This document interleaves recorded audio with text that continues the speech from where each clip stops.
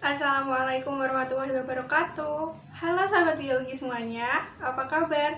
Semoga kalian tetap dalam keadaan sehat dan jangan lupa untuk menjaga kesehatan diri sendiri dan tetap di rumah saja.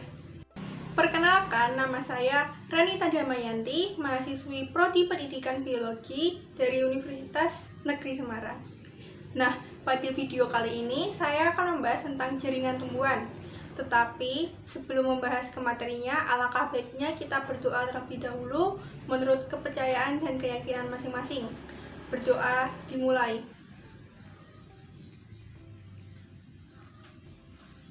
Selesai. Langsung saja kita ke videonya. Adapun tujuan pembelajaran pada video ini adalah yang pertama, siswa dapat menganalisis keterkaitan antara struktur sel pada jaringan tumbuhan dengan fungsi organ tumbuhan. Dan yang kedua, siswa dapat menjelaskan apa saja itu jaringan tumbuhan. Dan yang ketiga, siswa dapat menyebutkan apa saja jaringan meristem pada tumbuhan. Selanjutnya, sebelum kita masuk ke materinya, saya akan memberikan gambaran sedikit tentang apa itu jaringan. Nah, kalian pasti pernah melihat tukang bangunan yang sedang bangun rumah. Pasti ada yang bangun pintu, membangun jendela, membangun atap, dan lain-lain. Coba kita ibaratkan, tukang-tukang yang bekerja tadi adalah sel. Sel bekerja bersama-sama untuk menyelesaikan tugasnya.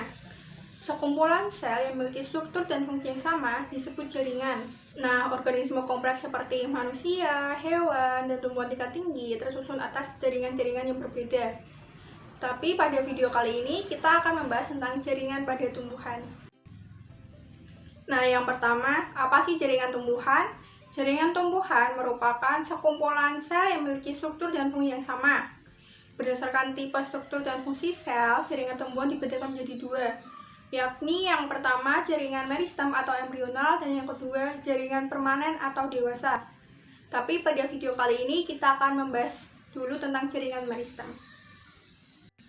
Nah, selanjutnya kita bahas dulu tentang jaringan meristem ya. Jaringan meristem adalah jaringan yang masih aktif membelah dan belum mengalami diferensiasi. Ciri-ciri dari jaringan ini adalah yang pertama, selnya berukuran kecil dan biasanya bentuknya bervariasi. Ada yang bulat, lonjong, maupun prisma. Dan yang kedua, dinding selnya tipis. Yang ketiga, nukleusnya besar. Yang keempat, tidak mempunyai ruang antar sel atau selnya tersusun rapat. Yang kelima, vakulanya kecil atau bahkan tidak ada. Dan yang keenam, sifat totipotensi yang tinggi. Nah, karena tadi jaringan meristem memiliki sifat totipotensi yang tinggi, sekarang apa sih sifat totipotensi tersebut? Sifat totipotensi merupakan kemampuan sel tumbuhan untuk bergenerasi kembali menjadi tanaman lengkap kembali. Berdasarkan asal terbentuknya, jaringan meristem dibedakan menjadi meristem primer dan meristem sekunder. Yang pertama, meristem primer.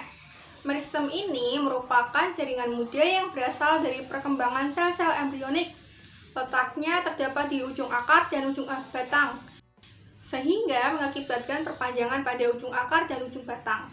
Lalu, untuk pertumbuhan pada jaringan ini biasanya disebut dengan pertumbuhan primer. Selanjutnya kita akan bahas sebentar tentang pertumbuhan primer. Untuk pertumbuhan primer, tadi letaknya ada di ujung akar dan ujung batang. Yang pertama adalah ujung akar. Nah, dapat kita lihat bahwa ada 3 zona pembelahan. Yang pertama adalah zona pembelahan, di mana dalam zona ini banyak sekali sel-sel meristematik yang aktif membelah.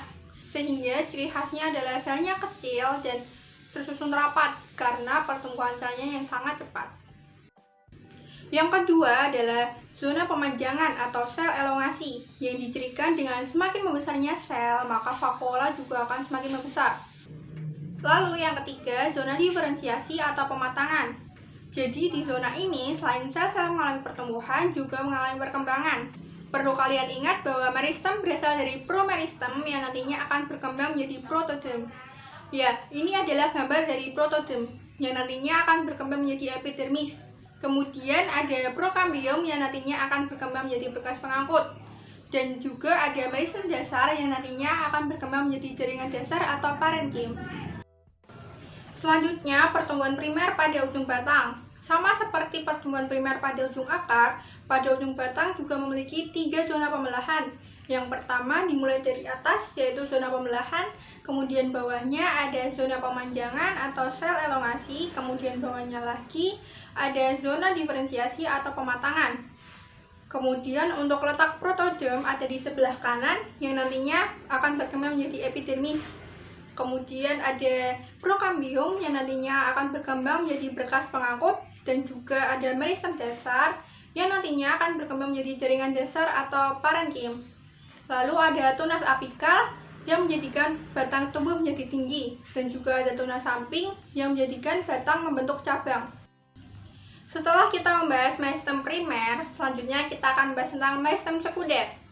Meristem ini berasal dari jaringan dewasa yang telah terhenti pertumbuhannya tetapi menjadi aktif atau embryonal kembali. Contoh dari meristem ini adalah kambium dan kambium gabus atau velogen, yang otomatis kita dapat menemukannya pada akar maupun batang tanaman dikotil dan juga gimnosperme. Aktivitas dari meristem sekunder ini menyebabkan tumbuhan menjadi tumbuh besar yang disebut sebagai pertumbuhan sekunder. Selanjutnya kita akan membahas tentang pertumbuhan sekunder. Nah, ini adalah contoh gambar penampang melintang pada suatu pohon atau batang.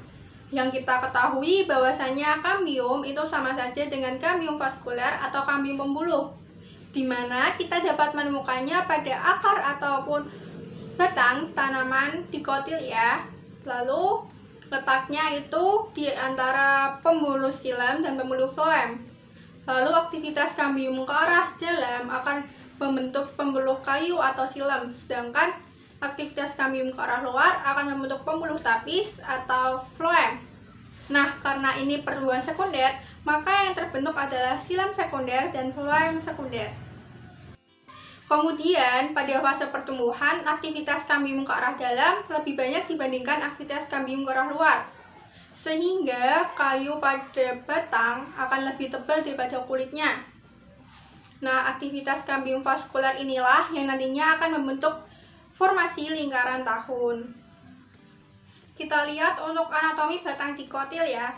Jadi, waktu pertumbuhan primer, susunannya dari arah luar itu adalah floem primer, kemudian yang membentuk lingkaran itu adalah kambium, kemudian di dalamnya adalah xilem primer. Nah, setelah mengalami pertumbuhan sekunder, susunannya itu berubah ya.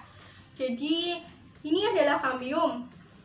Aktivitas kambium ke arah dalam akan membentuk xilem sekunder, sedangkan aktivitas kambium ke arah luar membentuk floem sekunder. Jadi, untuk floem primer itu adalah letaknya yang paling luar, sedangkan floem primer adalah letaknya yang paling dalam. Selanjutnya kita akan membahas tentang kambium gabus atau velogen. Jadi penebalan kayu akibat aktivitas dari kambium vaskuler tadi lama-kelamaan akan menyebabkan epidermis pecah, apalagi jika tanamannya sudah semakin tua. Nah, disinilah kambium gabus atau velogen ini mengambil alih fungsi dari epidermis tersebut. Jadi letak kambium gabus ini adalah di bawah epidermis akar atau batang yang sudah tua. Lalu untuk aktivitas velogen ke arah dalam akan membentuk veloderm atau korteks sekunder, sedangkan ke arah luar akan membentuk velum atau jaringan gabus. Jadi velogen, veloderm, dan velum ini akan membentuk lapisan pelindung yang disebut sebagai peridim atau gabus. Dan lapisan gabus ini sangat sulit untuk ditembus air. Biasanya sel gabus itu terdiri dari sel-sel mati, namun berbeda pada veloderm yang terdiri dari sel-sel hidup. Nah, setelah kita membahas meristem berdasarkan asal pembentukannya, sekarang kita lanjut meristem berdasarkan letaknya. Dibedakan menjadi 3, yaitu yang pertama meristem apikal atau ujung, yang kedua meristem lateral atau samping, dan yang ketiga meristem interkalar atau aksilar. Yang pertama untuk meristem apikal. Meristem apikal ini letaknya di ujung akar dan ujung batang, jadi menyebabkan pemanjangan pada akar dan batang. Dan sebenarnya itu meristem apikal ini sama saja dengan meristem primer. Begitu juga dengan meristem lateral atau samping yang terletak sejajar dengan permukaan akar atau batang dan menyebabkan terjadinya pertumbuhan meristem sekunder. Dan sebenarnya meristem lateral ini sama saja dengan meristem sekunder. Sehingga yang akan saya bahas lebih lanjut adalah meristem interkalar atau aksilar. Meristem ini terletak di antara jaringan dewasa yang sudah berdiferensiasi. Contohnya pada pangkal luas golongan rumputan atau gramine. Aktivitas dari meristem intercolor ini adalah menyebabkan pemanjangan pada ruas batang dan juga menyebabkan pembentukan bunga. Oke teman-teman semuanya, kita telah selesai membahas tentang jaringan meristem.